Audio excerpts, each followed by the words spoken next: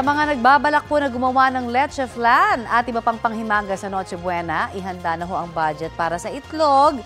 Sa ngayon kasi mababa raw ang presyo niyan dahil sapat pa ang supply, gaya sa ilang tindahan sa Marikina Public Market. Pero habang papalapit po ang Pasko, inaasahan ng tataas rin ang presyo ng itlog ayon sa Philippine Egg Board Association. Sa Marikina Market, 7 pesos ang kada piraso ng extra small na itlog, habang 11 pesos naman ang pinakamalaki o yung jumbo. 210 hanggang 285 pesos naman kada tray, depende po yan sa size ng itlog. Sa ibang pamilihan sa Metro Manila, may mabibiling Peewee egg na 6 pesos and 50 centavos hanggang 8 pesos kada piraso. 9 hanggang 10 pesos kada piraso naman ang jumbo size. Bahagyang mas mahal ang brown eggs.